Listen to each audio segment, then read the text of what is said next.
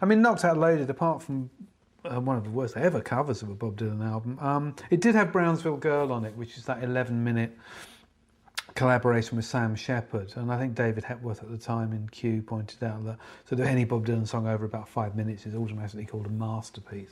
It's one of these songs, it's 4 chords that cycle themselves. There's no bridge, there's no chorus, it's just 4 chords that just keep going, and the dynamics determine where the verse was and where the chorus was. And as we were doing it, we thought we were doing an anthem. We thought, oh, this is a sad-eyed lady of the lowlands. This is a Desolation Row. This is one of these greats. And it had that feeling about it when we did it. The original tracking session, it was originally called Danville Girl. And there were some lyric revisions along the way. But it really felt like this was one of these landmark Bob Dylan recordings, which I think unfortunately suffered as time went on, as more overdubs got on, and suddenly this wall of sound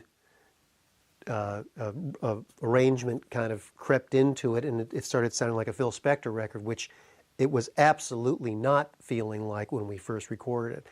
So, you know, it felt like it had the anthem, but it ultimately was not there. Way down in Mexico, you went out to find a doctor and you never came back. I would have gone on after you, but I didn't feel like letting my head get blown off. Well, we're driving this car, and the sun is coming up over the Rockies.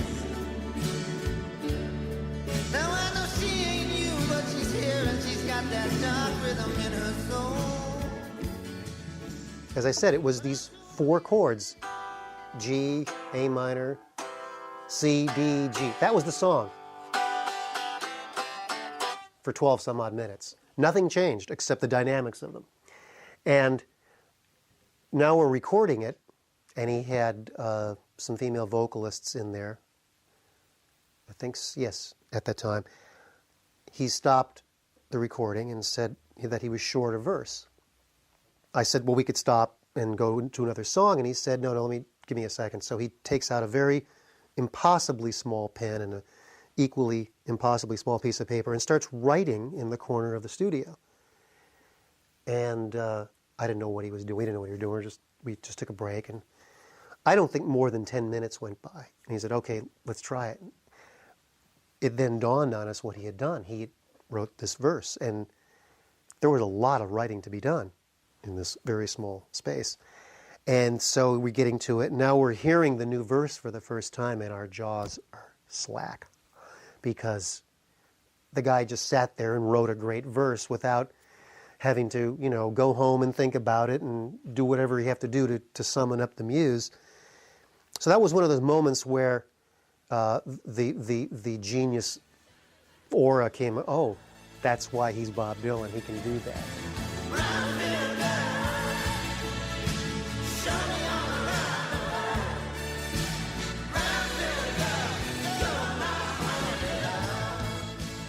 He brought in saxophone, trumpet. All this stuff was happening to this track that we saw as this, you know, classic blonde on blonde. It had the organ swells, it had the, you know, great guitar stuff, minimalist, and we saw this thing just kind of slip away. And so he didn't like the clarity. He liked the idea of it being more of a swirl of kind of a mess of sound. And that's what it eventually, the world has heard. So I have a mix somewhere of, you know, the clean version of this thing, which to me is more legible.